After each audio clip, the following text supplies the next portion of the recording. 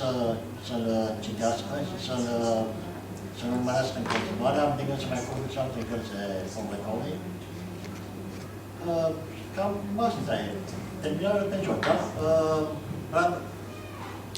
Sărit de la science fiction la fantasy, Brandon Sanderson cu cărți cele mari, The Way of Kings, va fi în 2015, e deja tradusă. La întâlnirea despre William Gibson o să vă spun ultimul autor de science fiction pe care l-am luat, așa, veniți acolo, deci avea o vestie foarte importantă. În rest, cam asta, nu vă mai laud, ieși pe seara asta și mâine.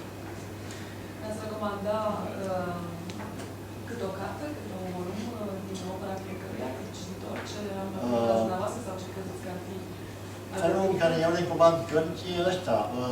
Îi pun pe alții să scoată banii de buzunar, să le cumpere și să le publice în România. Deci am început cu Războiul liniștit, urmează Gardens of the Sun la anul, iar pentru Richard Takeshi Kovacs. Deci fac parte din același, ați urmat seriile. Cu aia începem. Da, iar la Paul McAuley mergem în continuare cu seria. Sunt 4 cărți și vreau să ne facem 4. So your next books in the series are going to be published as well in European in the coming years. We'll have 4 and 4. Very nice. Yes, yes. Yeah. Dacă aveți întrebări din public, repede oferim câte un premiu pentru cea mai concisă, în cazul de față, întrebare. Câte una pentru fiecare autor. One question for each of you. Great. From the floor. From the floor, if any. Can I ask a question for both of you, in a way? Yeah. Yes, but you won't qualify for 2 prizes.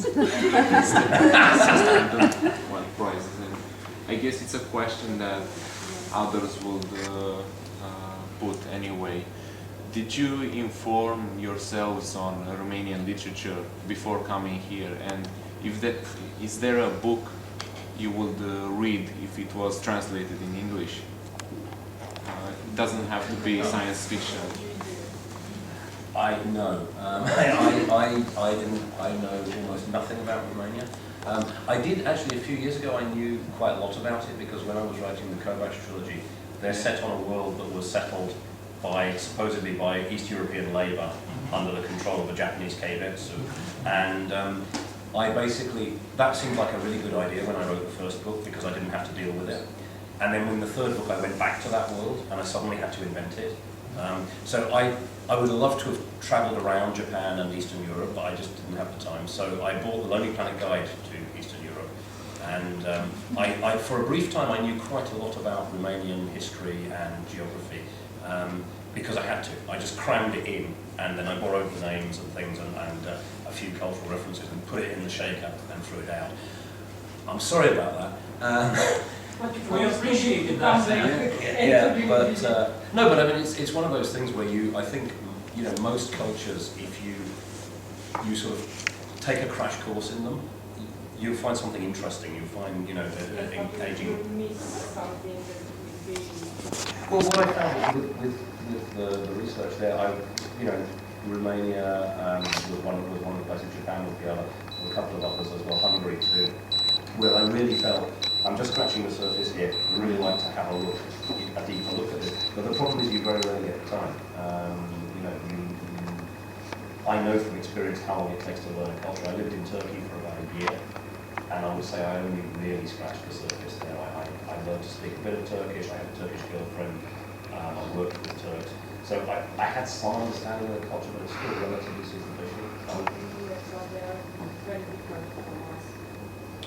I don't think it matters because some differences are very apparent, they're very clear, but there are other differences that the differences will still be there, but you don't find them so easily because superficially you seem to be much more similar. And in a sense, if you're having, this is for anyone who plans to have a cross-cultural relationship, if you're not already doing it. in a way, it's harder to have a relationship across a culture that doesn't seem to be very different, because you trip up more often. You know? If you have a relationship with someone who is from a totally alien culture, you are always making allowances. You're aware that that culture is very, very different. If you're with someone who actually the culture seems pretty similar to yours, you're constantly banging your head because it's not. It looks like it, but it's not. You know, when Romanian intellectual will say you are a communist, because differences in the West, the intellectuality is from the left. In Romania, the intellectuality is from the right. So this is a big difference. It's not culture. If you're broke as free, you are a communist for the Romanian intellectual. And that's bad, because you could take it as a compliment. Yes, of course, from my point of view. But in general, from Romanian intellectuality, you're broke. Right. Well, that's good answer. So fascists think I'm a communist. They are not fascists. They are conservative. They are conservative. Right. Not fascist, but they say, okay, the way you look at the world, it's communist. Good to know. What about me? Well, again, I have to confess, not so far. But you've recently had a Nobel Prize winner. I know she isn't. Unfortunately not. Oh no, She's never Romanian name in the Prize War. Oh, I do, yeah. Well, I have all kinds of names, I have to say. I was trying to mix it up and not be American. But I was going to throw it back and say. Was chosen the Romanian name, the Romanian character? Was it on purpose have a Romanian character? Possibly. I thought, well, let's have somebody from a. I'm trying to remember now, because this is I'm probably reconstructing a memory which doesn't exist anymore. But I was putting in characters from quite a few. Well, because one of the actors in the political sector is the European. It's not the European Union. It's a European Union. Is the European Community still going? I said, well, not per se, but it's still in the same thing. So I tried to put in as many different countries as possible that weren't American. Obviously there are Americans in there, and I've written books since where there are no Americans. Science fiction book with no Americans is heresy. I've always tried to get away with that. The first book I wrote, 400 Billion Stars, had the main character in that was Japanese Australian. So because actually I was thinking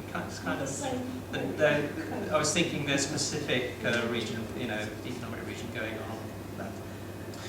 I think the good thing about science fiction is if you step forward far enough in time, you know all bets are off, because it's funny. I got a very angry email from most of my fan mail has been positive, but I got a very angry email from a guy in Hungary saying, I've just read your Takeshi Kovacs trilogy, and he sort of a couple of lines saying that he quite liked it, and then he said, but I see that you have mixed up Hungarians with all these other East European nations. I hope you don't think that Hungarians are Slavs.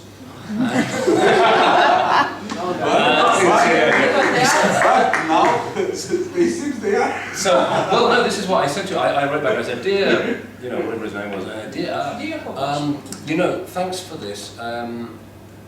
The events of these books take place many hundreds of years from now, and in this time, the world has been such a melting pot of these different East European cultures that, in fact, such childishly nationalistic differentiation has largely disappeared from the landscape.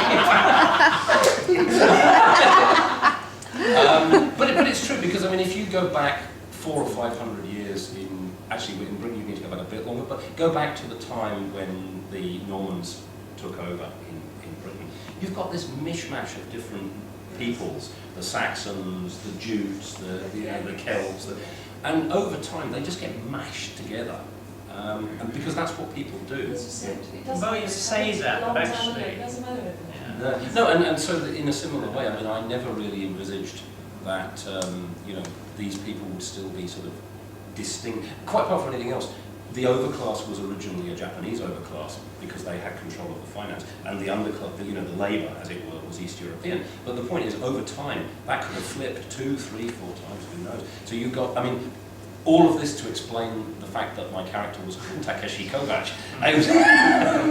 I just used that name because I liked it. And it's like, well, he's got, you know, if you were to go back through his genes, he's going to have, there'll be some Japanese, there'll be some Slav, there'll be some Magyar, there'll be, you know, every sort of mix of those people. Yeah, exactly. They're all going to be in there. Anyway, we are a lot of mix. Yeah, that's right. You know, Yeah. We will have to take some. Sorry, yeah. I'd like to ask a question. Earlier on, Mr. Morgan, you made a pleasant remark about not planning everything in a book and so on and so forth. However, in one of the Takeshi Kovacs novels, there is, shall we say, a use of the Chekhov gun, which involves not an actual gun, but a mummified alien corpse. Yes. Yes, which plays, shall we say, a very important role at a very important time in the novel. Yes, No spoilers here. I recall the Yes. yes. At the time when I read the novel, I admired the way in which this Chekhov's gun was used, you know, throughout the novel. And the obvious question is, did you plan that beforehand, or did you write it back into the story in the editing process? This is an exactly. Thank you for that, because I was trying to think of examples and I couldn't. That's exactly an example of what I was talking about. The physiology of the Martians. I just threw it into conversations as the book progressed, because throwing in stuff that was interesting, basically. So when I got to the end and I needed something, I needed this moment in the narrative, this conflict between the two characters, and then suddenly you know what? We'll do this. There's a certain amount of, you can see there's a kind of homage to Alien in a sense, but it wrote itself. It came out of the sort of the mess that I'd made on my way through the book. So I honestly had no idea that finale would happen in the way that it did. Well, from the reader's point of view, it comes out as very, very carefully planned to begin with. Does it? Shit. No, I'm sorry to disillusion you. It wasn't planned at all. It was grabbed in passing. Thank you. I have a question for Mr. McAuley. I read The Quiet War and I enjoyed the world that you create